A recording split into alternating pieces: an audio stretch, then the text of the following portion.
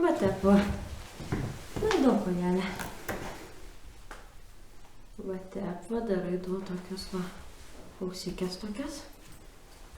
Gerai, tam nakitą. Auselėm, kiškučio, va taip, va. Mačiute. Taip, vaikelė. Kodėl mama ir tėtis į namus žengia dešinę koją? Mažykės, niekada neužmirškit. Dešinė kojelė lipant į namus simbolizuoja sėkmę, džiaugsmą ir ramybę namuose. O kairė kojelė atvirkščiai. Tad niekada neužmirškit, visuomet į namus lipkit dešinę kojelę. Na, bėkit laukan.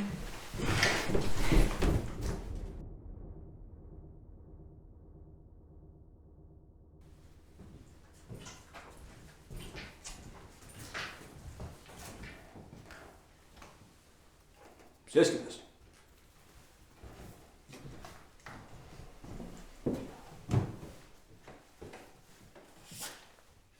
Žinot, kas čia? Per 40 mano gyvenimo metų man niekuomet neteko gauti laišką iš Kauno. Ir tikrai ne iš pačios administracijos. Labai norite susižinoti, ką jums te parašė, ne? Imkit. Prašau.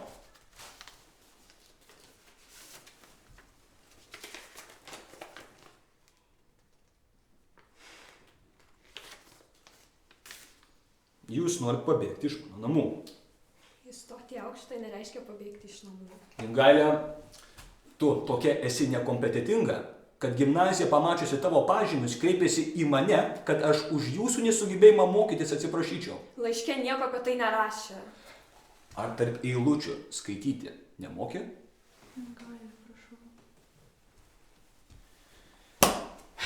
Šitoj rūkė pjūtė. Padėsite močiutė, jie bus nuostas. Aš noriu būti mokytoja. Mingailė, lauk. Lauk!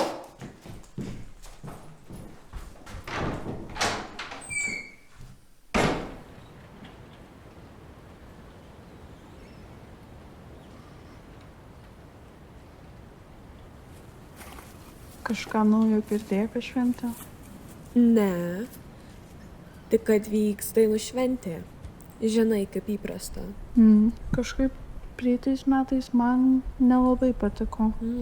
Kai tu ten kažką tais išpranašavo, ne? Jo, kai mane tokia buvutė už parankės paėmė ir laimės šulinį žaisti pasikvietė. Ir ką tu ten tokio Žiedą. gavai? O prisimeni tą Liną? Jis tą kart taip keistai mane pasižiūrėjo. Mano meilė, pabučiuok man į skruostą. Saulutė, mėnesėlė mano, praskaistink mano sielą. Be tavęs aš kaip šakelė be upelelio, kaip gėlytė be žiedelio. Pjoviau dieną per visą dieną, pjoviau dieną per visą dieną. Grepčia. Jo, papa, kodėl tu priminė? Viskas, gana čia stoviniauti, marš namo greičiau. Tylė karvė, tu! Neplik kaip labas prie mano viniotinių. Leis pasikrėti tu viskais vaizdai. Tai pala, apie ką ta šventė bus? Kokia šventė? Kokia dar šventė? Mamotė nieko apie tai nesakė. Paskutinį kartą, kai buvau pas tavo močią, tai kai antis karksėjo apie tą savo trovą. Bet mano motinė visa. Kutkuda. Einam tik tais, mama liepia grįžti namo iki 5. Tai lieka lakutė pačirai. Viskas, gana čia tų visų nesąmonių. Gal tu mane nesuprasi. Kas paskutinis, tas supės kiaušinį? Ei, aš nebūsiu. Palaukime, nes grubų pjūdai.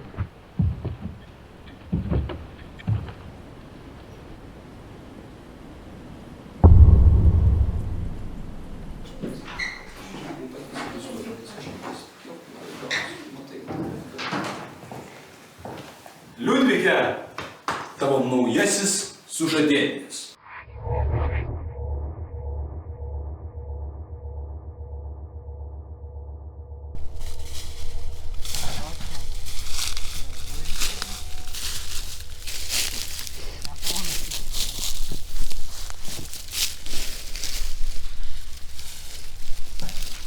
Jis puikus vyriškis, nuoširdus, turtingas, tavim visuomet rūpinsis.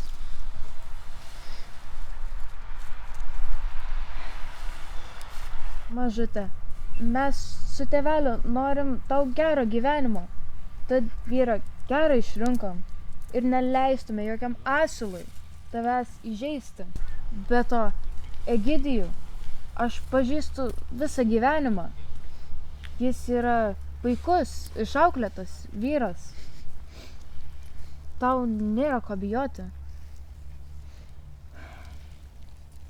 Aš irgi tavo metų ištekėjau. Ir kai matai, gyvenu puikų gyvenimą, turiu nuostabią šeimą. Eime, pakviesim tavo tetulės, išrinksim tau rūbų vedyboms, pralinksmėsi.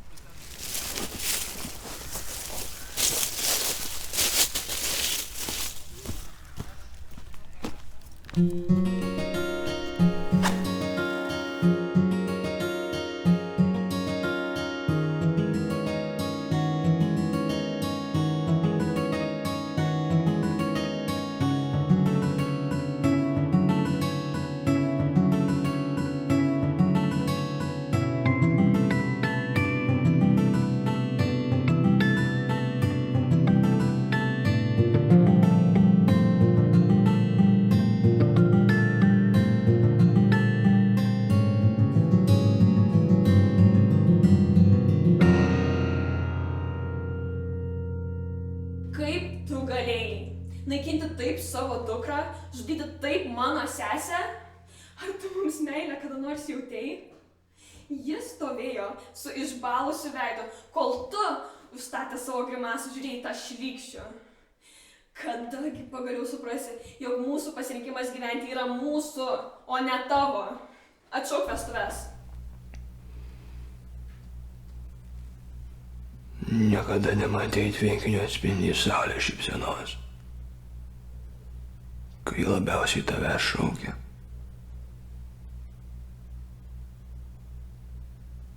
Nei tu išvydai, kaip ranko apdirbtas ir išgrynintos žemės taip pat atsidėkojo, kaip ir tu joms. Nei tau teko pajausti vėjų dvilkimą javų laukuos. Gilų, bet tokį tylų.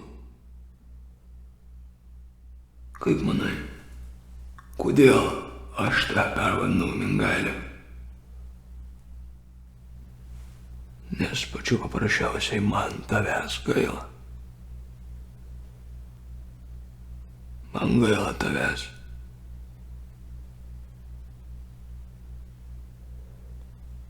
Bet tu tik matai rūką.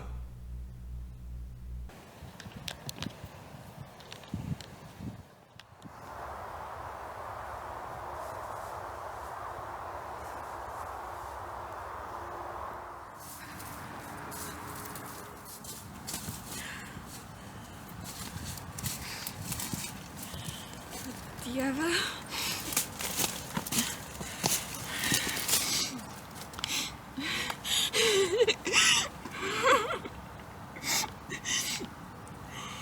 Dabar daryti.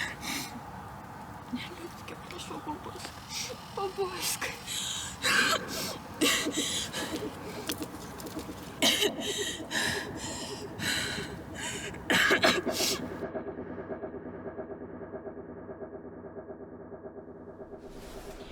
Nuotaka. Na jie. Jai tiesiog pasisekė.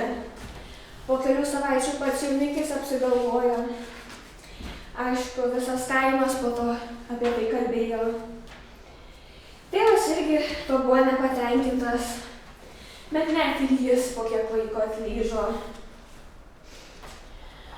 Žinoma, ant jaunėlės net nebuvo ko pykti, neįgi priešinosi tam.